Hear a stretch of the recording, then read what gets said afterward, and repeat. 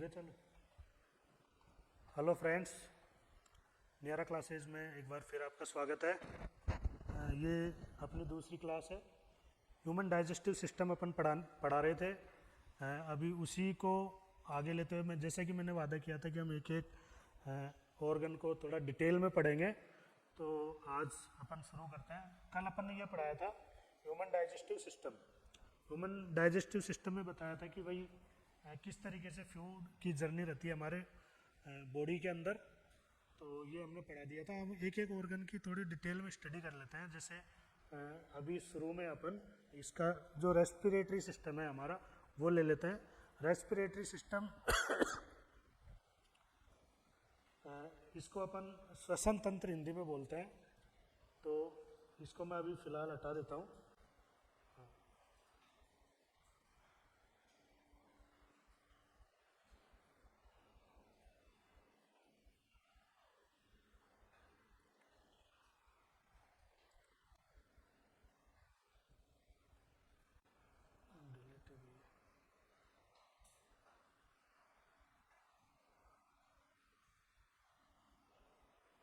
हाँ, respiratory system पढ़ाने जा रहे थे अपन। ये क्या है?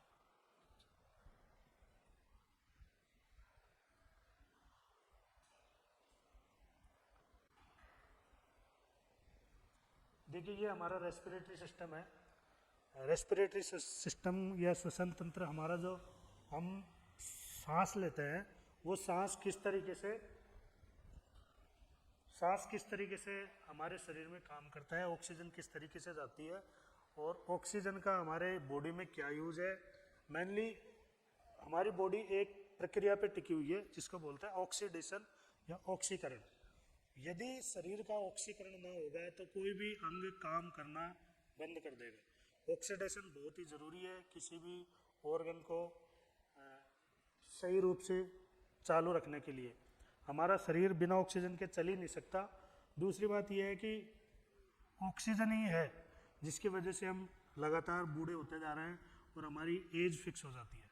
क्योंकि हर ऑर्गन का जो भी हमारी जो कोशिकाएं हैं सबका ऑक्सीडेशन होता है, ऑक्सीकरण होता है, और ऑक्सीकरण ही किसी भी चीज़ को नष्ट करने का एकमात्र रीजन होता है। अगर बॉडी के अंदर ऑक्सीडेशन या ऑक्सीकरण होना बंद हो जाए तो हम अमर हो जाए, कभी मरे ही नहीं। लेकिन दिक्कत यह है कि ऑक्सीडेशन कभी बंद नहीं होता है। ऑक्सीकरण होना जरूरी है। बिना ऑक्सीजन के हम जीवित भी नहीं रह सकते, और अगर ऑक्सीजन बॉडी के अंदर जाए नहीं तो हम अमरत्व को भी प्राप्त कर सकते हैं। तो ऑक्सीजन ही हमारे मृत्यु का कारण है और जीवन का भी कारण ऑक्सीजन ही है। हर पदार्थ का ऑक्सीडेशन होता है। अपन अगर मैं एग्जाम्पल के तौर पे समझाऊं, कोई भी आप जैसे दीवार में पेंट कर दीजिए। पेंट करने के बाद शुरुआती दिनों में एकदम हमारा घर एकदम नया रहता है। जैसे ही उसका धीरे धीरे ऑक्सीडेशन होने लगता है वो पुराना होने लगता है। कोई भी चीज़ें शुरुआती तौर पे एकदम अच्छी कंडीशन में रहती है, धीरे धीरे ऑक्सीकरण होने लगता है उनका और वो चीज़ें डिके होने लगती है, वो नष्ट होने लगती है। जो बिजली के तार आपने देखे होंगे ऊपर खंभों पे, शुरू में एकदम चमकीले चांदी जैसे चमकते रहते हैं, लेकिन धीरे धीरे उनका ऑक्सीकरण होता है और वो नष्ट होना धीरे धीरे चालू हो जाता है। तो प्रकृति में ऐसी कोई भी चीज़ नहीं है जिसका ऑक्सीकरण नहीं हो रहा हो और ऑक्सीकरण की वजह से वो नष्ट नहीं हो रही हो। तो मेन मतलब हम थोड़ा ऑक्सीडेशन को समझेंगे कि फेफड़ों के जरिए हमारी बॉडी के अंदर ऑक्सीडेशन कैसे होता है, मतलब ऑक्सीजन का डाइजेशन कैसे होता है बॉडी में। ये हमारा श्वसन तंत्र है। श्वसन तंत्र के अंदर सबसे पहले नासिका या मुंह के द्वारा अपन श्वसन लेंगे, सांस अंदर जाएगा, क्योंकि एयर में बहुत सारी और भी गैसेज होती है। हमारा जो वातावरण है उसमें सबसे ज़्यादा नाइट्रोजन रहता है जो कि लगभग 78% रहता है।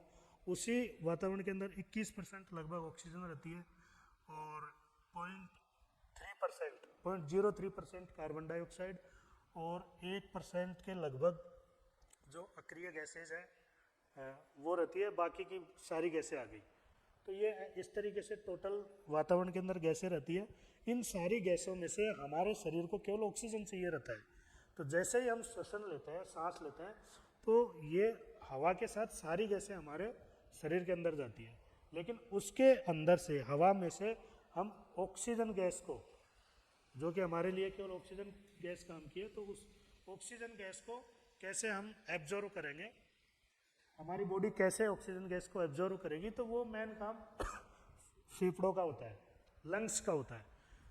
तो लंग्स में ये किस तरीके से काम करेगी ऑक्सीजन, ये हम थोड़ा डिटेल में पढ़ेंगे अभी 3D डायग्राम के द्वारा। अभी ये एक 2D डायग्राम है, इसमें मेजर पार्ट्स अपन देख लेते हैं। यहाँ पे ये अपन ने बताया था, कल भी बताया था कि इसको, ये जो जगह है इसको अपन बोलते हैं, सॉरी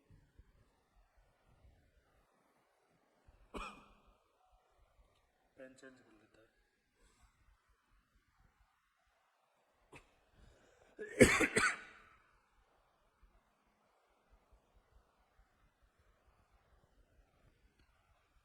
ये जो पार्ट है शरीर के अंदर, ये वाला दिख रहा है, थोड़ा पेन और मोटा कर लेता हूँ। ये जो शरीर का हिस्सा है इसको अपन बोलते हैं, यहाँ ऊपर की साइड थोड़ा रहता है एक ऑर्गन जिसका नाम है फेरिंग्स। अपन ने कल भी पढ़ा था इसके बारे में, फेरिंग्स क्या है। इसको हिंदी में घाटी ढक्कन बोलते हैं।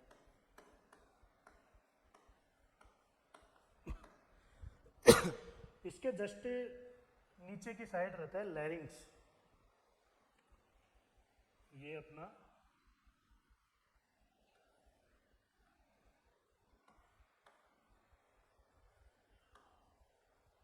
लैरिंग्स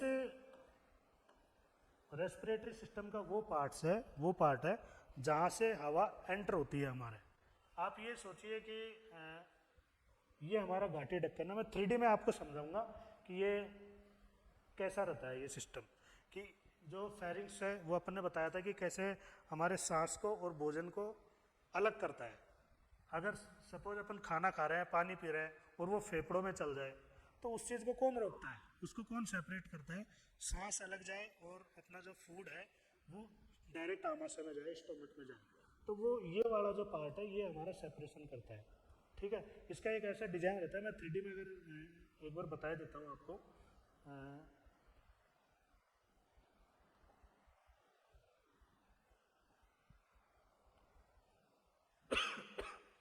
थोड़ा अच्छे से क्लियर हो जाएगा कैसे काम करता है आपका ये 3D में।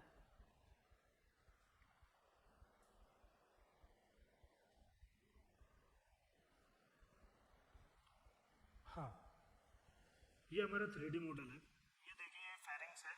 ये फेरिंग्स कैसे काम करेगा ये मैं आपको बता देता हूँ। ये आप इधर देखिए,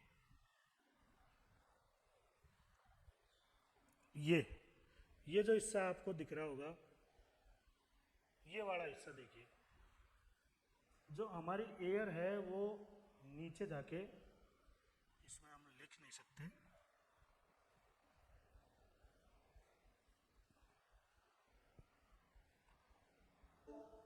इसके लिए शॉर्ट ले लेते हैं। ये देखिए, ये एयर हमारी यहाँ पे इधर होके नीचे होके फिर ऐसे जाके फेफड़ों में जाती है। ठीक है, जबकि ये जैसे हम फूड खाते हैं तो ये जो आपको रेड कलर का दिख रहा होगा, ये रेड कलर का ये थोड़ा नीचे तक रहता है, तो ये इसको बंद कर देता है। बंद करने के बाद में फूड डायरेक्ट अपना कहाँ पे जाता है, स्टमक में जाता है। तो इस तरीके से एक तरह से दो पार्ट होते हैं अपने थ्रोट के अंदर, गले के अंदर। एक ये लैरिंग्स वाला पार्ट हो गया जो फेफड़ों से जुड़ा रहता है, और ये जो घाटी ढक्कन है, ये जो फेरिंग्स है, ये हमारे स्टमक से जुड़ा रहता है।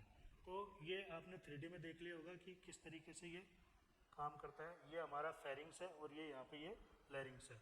लैरिंग्स का काम रहता है कि एयर को फेफड़ों में जाना, और ये जो फेरिंग्स है ये बंद हो जाता है, तो फूड डायरेक्ट फिर कहाँ जाता है,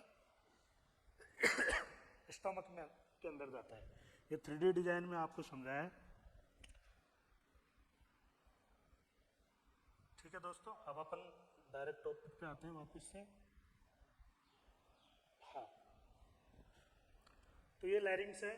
हाँ, इसके बाद में जैसे ही हमारा जो श्वसन है, ये जो पीछे व्हाइट कलर में दिख रहा है, ये अपने फेफड़ों के अंदर जाएगा। और ये जो आपको रेड कलर की जो ओसोफेगस दिख रही है, ये हमारी जुड़ी रहती है किससे? स्टोमक से, आमाशय से जुड़ा रहता है ये। इसको अगर और डिटेल में देखें तो एक मेरे पास डायग्राम है, मैंने विकिपीडिया से उठाया है। हाँ, ये देखिए, ये मैंने विकिपीडिया से लिया है, इसका कॉपीराइट विकिपीडिया को जाता है, तो आप इसको विकिपीडिया पे डिटेल में देख सकते हैं। ये विकिपीडिया से लिया है मैंने। हाँ, इसमें देखिए आप,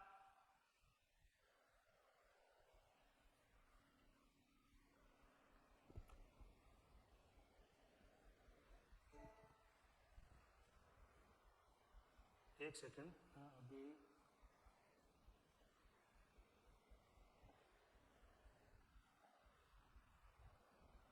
हाँ,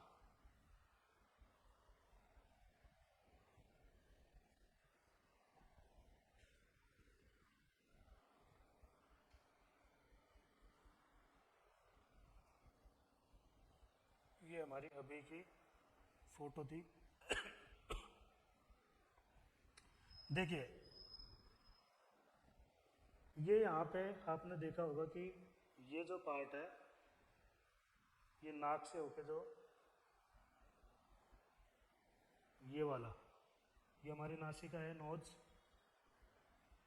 और ये अपना यहाँ से थोड़ा तिरछा होके और ये जा रहा है अपने फेफड़ों के अंदर, और इसके पीछे ही ये जो हिस्सा है, ये हमारा जा रहा है कहाँ पे?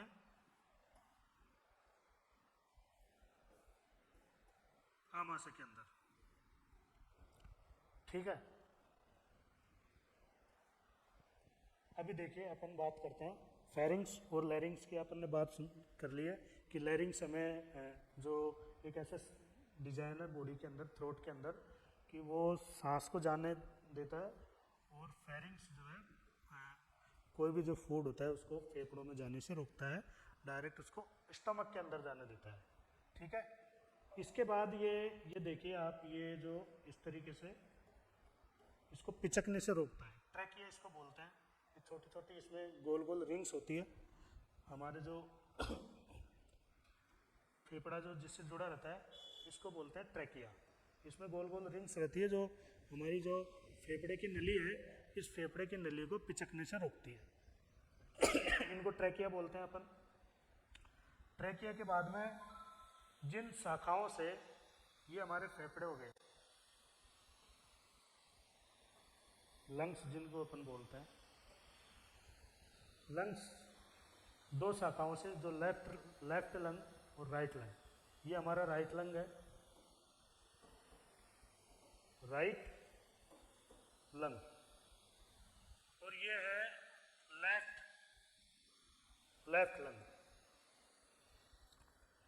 दोनों को जो जोड़ता है वो एक मेन ब्रोंकाई हड्डी होती है, इसी को आप ट्रैकिया जिस तरीके से रहती है, दो ब्रांचेज में ट्रैकिया बट जाती है, एक से लेफ्ट लंग जुड़ा रहता है और एक से राइट लंग जुड़ा रहता है। ये ब्रोंकाई जो है, ब्रोंकाई से अटैच होने के बाद में ब्रोंकाई से बहुत सारी शाखाएं निकलती है, जो पूरे हमारे लंग्स के अंदर फैली रहती है। आपको पता होगा, एक ग्रीन कलर की है और एक तो हल्की सी ब्लू कलर की है।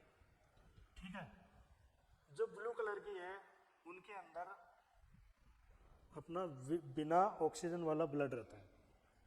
अभी समझेंगे अपन कि ये जो मैन ब्रोंकाई है, मैन ब्रोंकाई से छोटी छोटी ब्रोंक्योलिस जुड़ी रहती है, इनको ब्रोंक्योलिस बोलते हैं, जो इनकी शाखाएं जो है, जिनके थ्रू हमारा जो ऑक्सीजन गैस है वो पूरे फेफड़ों में फैल जाती है। हम जैसे ही सांस लेते हैं, ऑक्सीजन गैस एब्जॉर्ब करते हैं फेफड़ा, जो ब्रोंकाई है, ब्रोंक्योलिस जो है, ब्रोंक्योलिस पूरे, ये हमारे जो लोब्स हैं, इनके अंदर बहुत सारी ब्रोंक्योलिस जो जुड़ी रहती है फेफड़े के अंदर, उनका काम रहता है कि ऑक्सीजन को खींचना, ऑक्सीजन को खींच लेती है, और बाकी की जो नाइट्रोजन और बाकी की जो गैसें हैं वो वापस से निकल जाती है। तो ब्रोंक्योलिस का काम ऑक्सीजन को खींचना रहता है, ऑक्सीजन को एब्जॉर्ब करके और उसको फिर जो हार्ट से हमारे ब्लड आता है फेफड़ों के अंदर, जब अपन हार्ट पढ़ाएंगे तो वो ढंग से समझेंगे कि हार्ट से ब्लड फेफड़ों में कैसे आता है। अभी आप ये ध्यान रख लीजिए कि हार्ट के अंदर से जो ब्लड हमारा फेफड़ों के अंदर आता है, यहाँ पे फेफड़ों के अंदर उस ब्लड के अंदर ऑक्सीजन मिक्स होगी। फेफड़ों के अंदर हमारे लंग्स के अंदर ऑक्सीजन मिक्स होती है और वो जो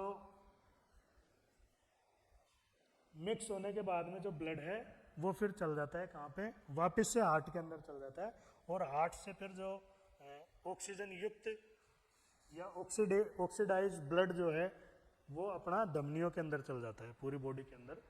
तो ये हमारा रेस्पिरेटरी सिस्टम है जिसमें क्या हमने सांस लिया, सांस के अंदर से ऑक्सीजन फेफड़ों में एब्जॉर्ब करी और एब्जॉर्ब करने के बाद में उस ब्लड को मिक्स करके, ब्लड के अंदर ऑक्सीजन को मिक्स करके फेफड़ों को दे देता है और हार्ट को दे देता है और हार्ट उस ब्लड को हमारी पूरी बॉडी में फैला देता है और जो वो ऑक्सीजन युक्त ब्लड है वो हमारी शरीर की एक एक कोशिका के अंदर चला जाता है, जिससे फिर वो डाइजेशन या फिर हमारी नई नई कोशिकाओं का निर्माण शुरू होता है। ठीक है। तो ये हमारा रेस्पिरेटरी सिस्टम है। इसमें एक चीज़ आप देखिए, जैसे कि मैं बताता हूँ कि कई तरह की बीमारियाँ होती है जो फेफड़ों से संबंधित होती है, तो वो मैं बता देता हूँ थोड़ा सा। मेरा जो मेन मोटिव रहता है वो ज़्यादातर इससे रहता है कि हमारा शरीर हेल्दी रहे किसी भी टॉपिक को पढ़ाने के पीछे। तो मैं ये बताऊंगा कि भाई ये फेफड़ों से संबंधित कौन कौन सी बीमारियां होती है। देखिए, यदि हम स्मोकिंग करते हैं तो ये जो ब्रोंकियोलिस है, ये ब्रोंकियोलिस में कार्बन जमा होने लगता है, धुआं जमा होने लगता है। आप देखते होंगे कि अगर अपन गांव में अपन ने पहले देखा था कि जो चूल्हे पे जो रोटियां बनाते थे, जिस जगह खाना बनाते थे, तो उसकी धुएं से पूरा जो जहाँ पे वो खाना बनता था, जिसको छप्पर या रसोई वगैरह जैसे बोलता है, वो पूरा ब्लैक हो जाता था। ठीक इसी तरीके से हमारे फेफड़े के भी वही हाल है। फेफड़े अंदर से पिंक कलर के एकदम साफ सुथरे होने चाहिए, लेकिन जो लोग स्मोकिंग करते हैं, वो स्मोकिंग करने वालों के जो ब्रोंकियोलिस है, वो ब्रोंकियोलिस में कार्बन जमा होने लगता है और इसकी वजह से जो हमारी बॉडी के अंदर प्रॉपर ऑक्सीजन जानी चाहिए वो ऑक्सीजन ढंग से जा नहीं पाती है। ये फिर धीरे धीरे फिर कार्बन के और भी टुकड़े जाने लगते हैं, जिससे हार्ट से संबंधित बहुत सारी बीमारियां होती है, फेफड़ों से संबंधित भी बहुत सारी बीमारियां होती है। और कई बार जैसे हम ऐसे वातावरण में रहता है जहाँ पे हवा की जो क्वालिटी है वो बहुत ही बेकार रहती है, हवा एकदम टॉक्सिक हो चुकी रहती है, हवा के अंदर बहुत सारे हार्मफुल चीज़ें मिक्स हो जाती है। इंडस्ट्रियल रीजन में देख लीजिए या फिर बड़ी बड़ी जो सिटीज़ हैं उनमें व्हीकल इतना ज़्यादा रहता है, इंडस्ट्री इतनी ज़्यादा रहती है कि उससे तरह तरह की पता नहीं कौन कौन सी गैसें वायुमंडल में मिक्स हो जाती है और मिक्स होने के बाद में जो वो गैसें हैं वो गैसें हमारे श्वसन के साथ अंदर जाती हैं, उससे फिर फेफड़ों से संबंधित बहुत सारी बीमारियां रहती है। क्योंकि फेफड़े एक नेटवर्क का काम करता है पूरी बॉडी के लिए, हमारा हर अंग एक तरीके से इनडायरेक्ट रूप से फेफड़ों से जुड़ा हुआ रहता है। इसलिए अगर फेफड़े अगर हेल्दी नहीं है तो ज़रूरी नहीं फेफड़ों की बीमारियां हो, फेफड़ों के अलावा बहुत सारी और भी बीमारियां हैं जिनका कारण फेफड़े बन सकते हैं। इससे अस्थमा भी होता है। अभी थोड़ी मेरे खांसी हो रखी है। जो बैड एयर क्वालिटी है, खराब हवा है जो हमारे फेफड़ों में जाती है, तो उससे अस्थमा होने का भी खतरा रहता है। तो ये अपन ने श्वसन तंत्र पढ़ा दिया, इसको एग्ज़ाम व्यू से, एग्ज़ाम पॉइंट ऑफ व्यू से अपन अलग तरीके से पढ़ा है। फिलहाल मैं अभी एक जनरल चीज़ें बता रहा हूँ जो हर आदमी को अपने बॉडी के हर अंग के बारे में पता होना चाहिए, उस तरीके से मैं चीज़ें बता रहा हूँ।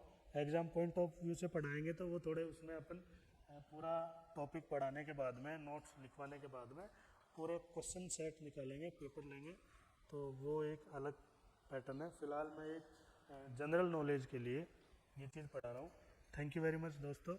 नियारा क्लासेज में आपका फिर से स्वागत है। सपोर्ट करिए मेरे को, ये अभी मेरा नया चैनल है। Thank you very much.